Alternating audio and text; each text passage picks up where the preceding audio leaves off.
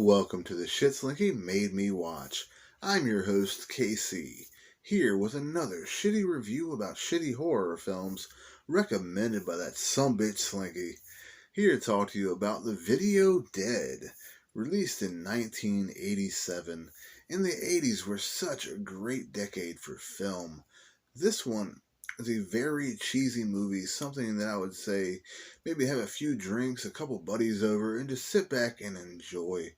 This one starts off with Mr. Jordan getting a TV delivery, a very just random package. He has no idea where it's coming from because he didn't buy it. But being that it's already been paid for, he just doesn't care and allows him to leave the package with him, which was a very big mistake.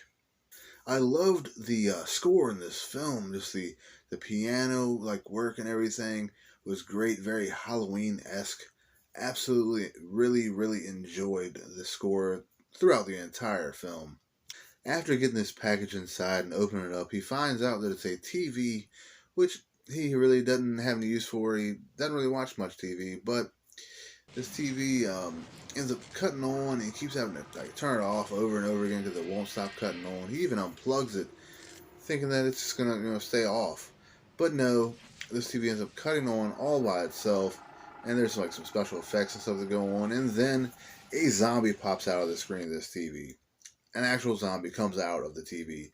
Complete cheese fest. But there was a pretty big mix-up with its delivery. This TV was never supposed to be delivered to him at all. It was supposed to go to the Institute for the Studies of the Occult. So a completely big misunderstanding there, because this TV is supposed to be going to some institute. Instead, it comes to some random dude and ends up having zombies pop out of the screen. I don't know where they come up with this kind of stuff, but something that I just really can't get on board with. Months later, after Mr. Jordan has been killed by these zombies, a young lady and her brother move into the same house, which was a little strange because their parents are overseas. What kind of parents just leave their kids alone to take care of themselves and on some kind of trip overseas? I don't really get that either. I mean, I get it's the 80s, but kids need to be watched after at some point. Like, no babysitter, no guardian of any kind. It's the 80s. I guess it's just how it was back then. A neighbor stops by with her poodle and wants to kind of, introduce herself to the new kids on the block.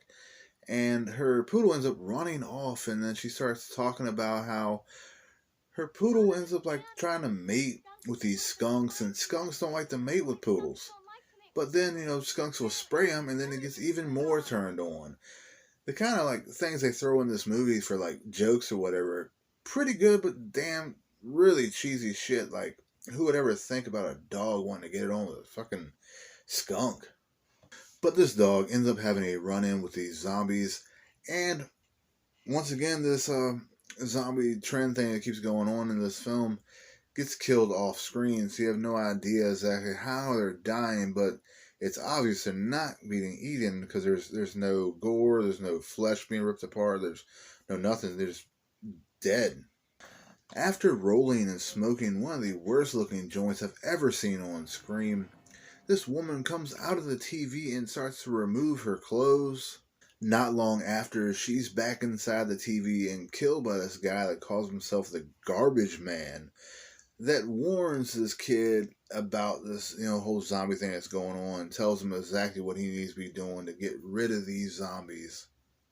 But Jeff is just so freaked out, he thinks that somebody put something in his weed, and he goes and flushes his whole stash down the toilet. Just completely funny, because this is really old, shitty weed. There's nothing compared to what people are smoking these days. So there's just no way you're actually having hallucinations seeing this shit. Then while trying to do what the Garbage Man tells him to do by putting the TV in the basement and putting a mirror in the front of it, a zombie actually pops out and grabs his arm really fast and quick. It was just a really funny thing to see. These zombies are very strange, nothing I've ever really seen before. One of them even picks up a wig and puts it on, and then looks at herself in the mirror and scares herself from her image. This things I've never seen before. Zombies don't do these kind of things. And these zombies are very strange. They don't die the same way most zombies would by getting shot in the head or anything like that. And also, they don't eat people. They just choke people to death throughout the whole film. It's a reoccurring thing, like over and over again. It gets very repetitive, which I wish they would switch that up some. Even a zombie, or let's be honest, more of a voodoo zombie, because voodoo zombies don't eat human flesh, which are exactly what's going on with these. Um, Pops up out of a wash machine and chokes this woman to death, and then puts the woman inside of this wash machine and turns it on and just watches her spin around and just starts laughing with this other zombie standing there. This movie just all around just cheesy galore, just covered in cheese, melted all over it. It's just so much cheese in this movie. It's just very funny. Like I said before, just something you just sit around and laugh about with your buddies. Eventually, we do get a different kill where one of the zombies spins this guy's head completely around. And that's about the only thing different about all the kills. Other than that, they're just choking them all the time. Eventually, the kids end up having a chat with this Mr. Daniels that used to own this TV and try to come up with a plan to kill the undead.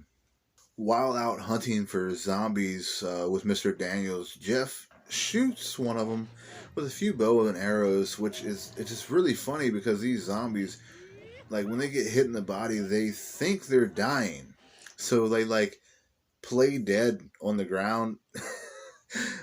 Something once again I've never seen in a film. It just was too funny to watch.